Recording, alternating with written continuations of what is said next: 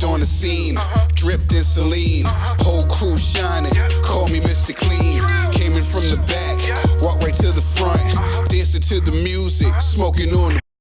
Got the women smiling, punk grilling me, looking all dusty. Black Force energy, I don't even drink, but the team pop bottles. Not here for the beef, but the Glock holds hollows.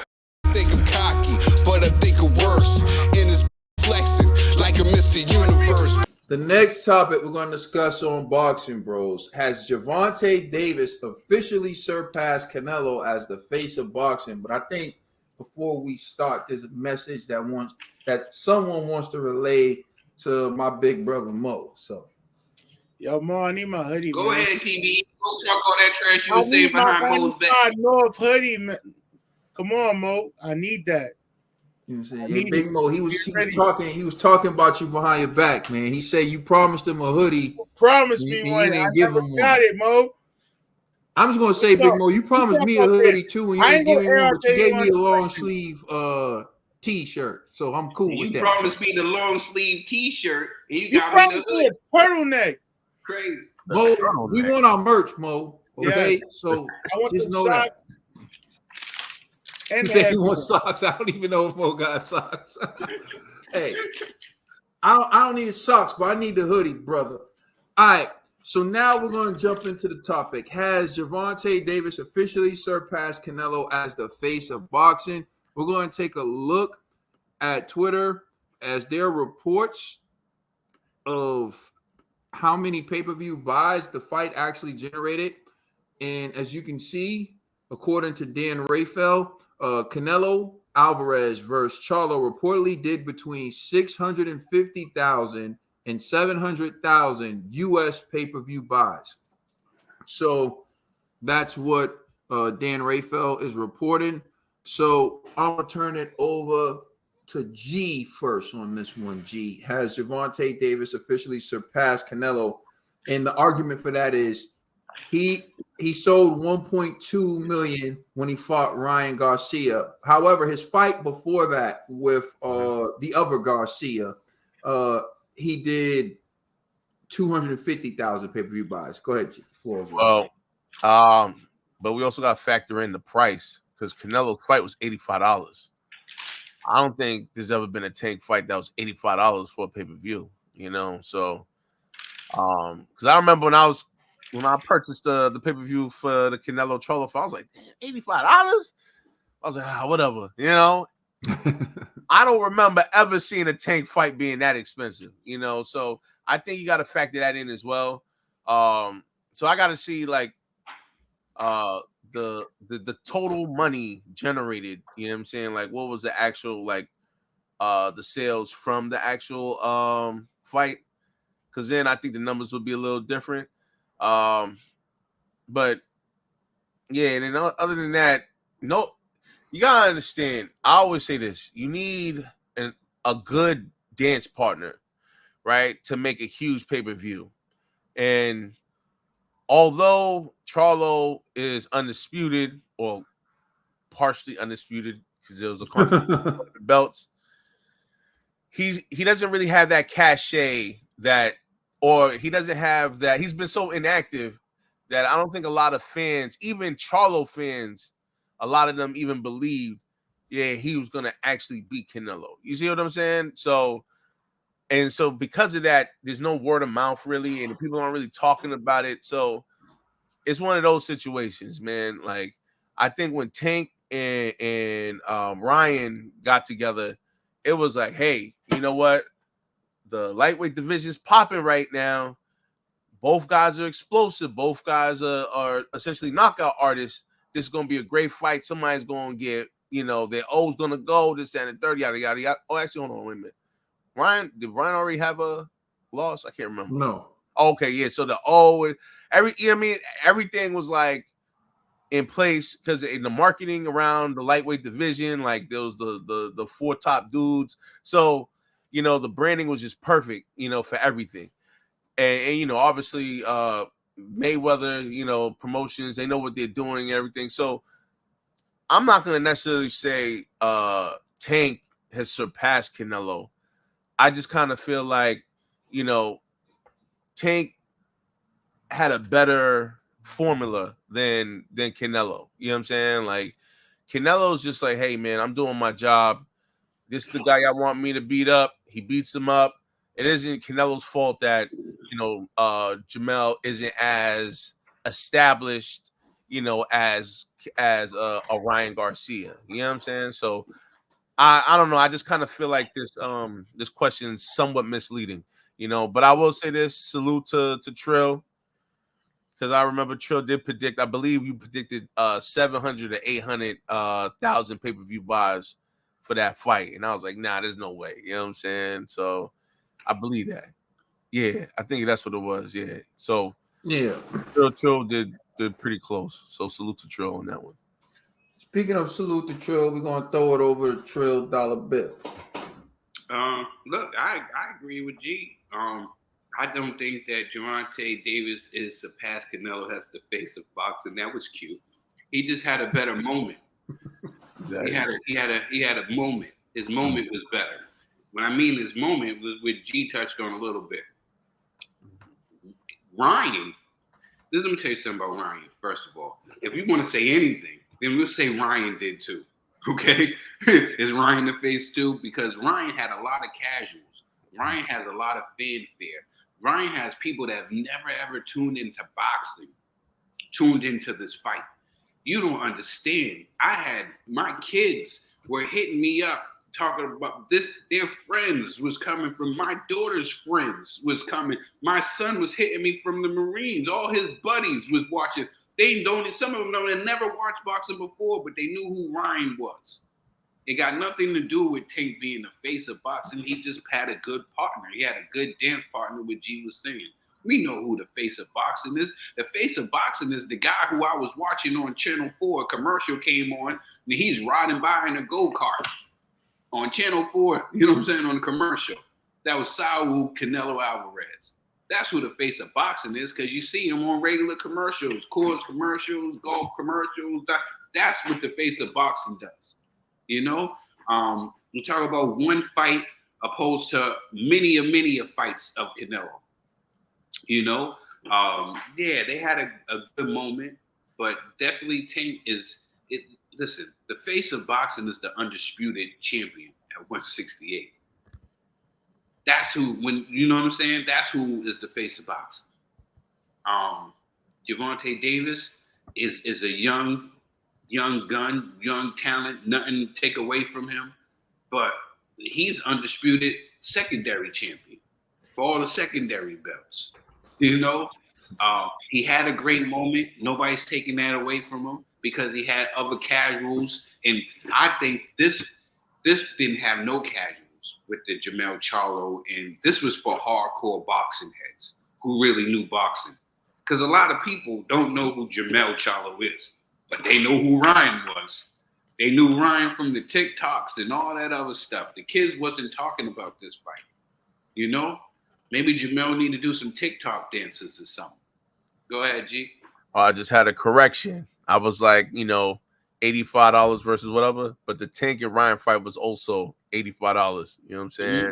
It was $60 if you had the DAZN subscription, but if you got it on Showtime, it was $85. But you're still right, because a lot of people paid $60. Like, that's what you're talking about. You paid $60. You did it through the zone. Yeah, I had it through the zone, but Yeah, but and you had issues.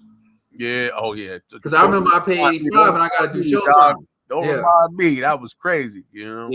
So I just think basically it was the combination of Tank and Ryan being a superstar outside of boxing, which got the eyes and ears and everybody, the regular casuals. And that's what I was saying about this fight. We needed to get more casuals, but that was only the diehards came through. And, Canelo star power. Canelo can't do everything on his own. You know what I'm saying? Canelo can't do everything on his own. So, shout out to Gervonta Davis on a good moment, on a good fight.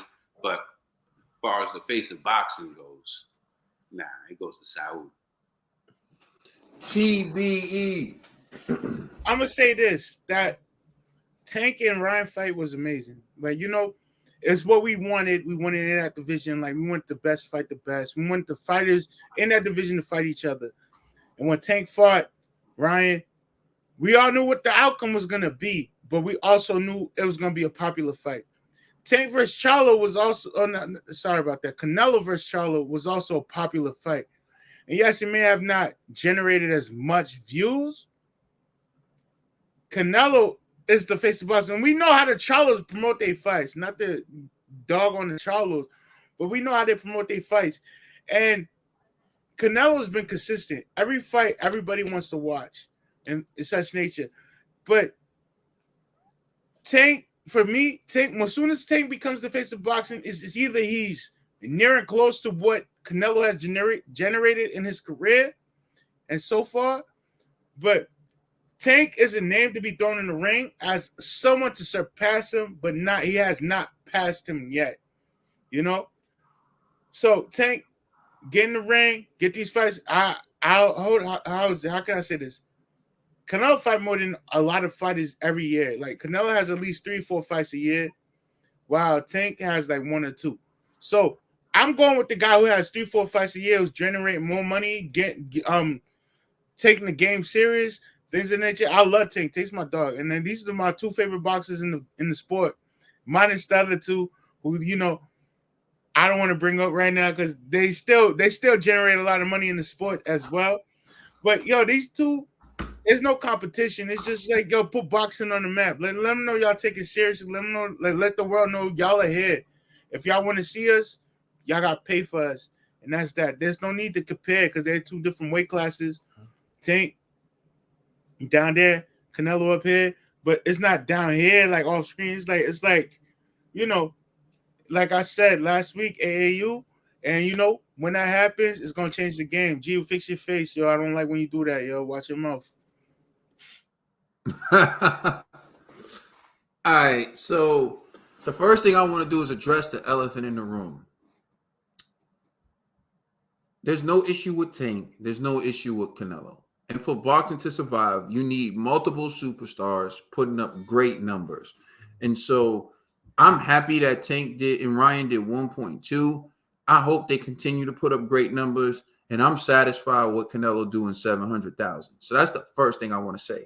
Because the elephant in the room is to breed contention between certain fan bases. Because there's people who still feel like Floyd Mayweather never got his just due when he was number 1 and that he didn't receive the respect he deserved from the Mexican fans. And there are a lot of Mexican fans now who feel like Canelo's not getting the respect he deserves now that he's number 1 and he's the face of boxing. And then they're the Mayweather fans who feel like I'll never give Canelo respect because y'all never gave Mayweather the respect when he was in the position. But to me, this is counterproductive. It does nothing to help the sport of boxing. If you give back to boxing in any way, shape, or fashion, and here's what I mean by if you give back to boxing. If you purchase pay-per-views, if you pay to go to fights, if you have a YouTube channel where you make content the way we do, you want the biggest fights possible all the time. It makes your investment worthwhile. So if you invest in boxing, you want to see Gervonta, you want to see Canelo, you want to see Ryan, you want to see all these superstars, and you want to see them do great numbers because it's good for the sport and it's good for all of us. So rather than creating that dynamic of, oh, well, this person sold this and this person didn't sell that, it will be great for the sport if all these guys broke 1 million pay-per-view buys because they were making the great fights that we want to see. Because when they do that, when we come here and we do what we do, people come and they're tuning in because they're interested. Everyone wins when they're great fights and when there are multiple faces in boxing. So for me, Gervonta and Canelo are great. I just want to point that out because I feel like we're creating this pointless argument about who's the face of boxing when in reality, we need faces. We need AJ to pull his weight. We need Canelo to pull his weight. We need Gervonta to pull his weight. We need Jerron Boots Ennis to step it up and become a pay-per-view star. We need Benavidez to do his thing and become a pay-per-view star. We need big fights every month, 2 or 3. That's what we need in the sport of boxing. So I just want to jump into that. Now, to address this debate about Gervonta Davis surpassing Canelo. Gervonta Davis had a better year than Canelo. One can argue that, a few years ago, Giannis Antetokounmpo had a better year than LeBron James. Is he the face of the NBA? Has he done more for basketball than LeBron James? Absolutely not. Is he a hell of a player? Is he a superstar? Is he worth paying to see? Absolutely. Giannis is all those things. He's just not the face of the NBA. He's just not. You got LeBron, you got Steph. They've done things. They got multiple championships. They've sold multiple tickets, received millions in endorsement deals. These guys are the faces. So when you go to Gervonta Davis having a better year, you can say Gervonta Davis may have had a better year than Canelo Alvarez. And that's great.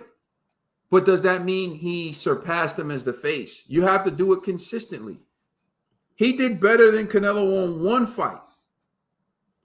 Take all of Gervonta Davis' other fights and compare them to Canelo's other fights, and Canelo's other fights wipe them out. So you want to focus on this one number and ignore the fact that it's the absolute best that Gervonta Davis has ever done. We'll take the best number that Gervonta Davis has ever done and compare it to the best number that Canelo has done.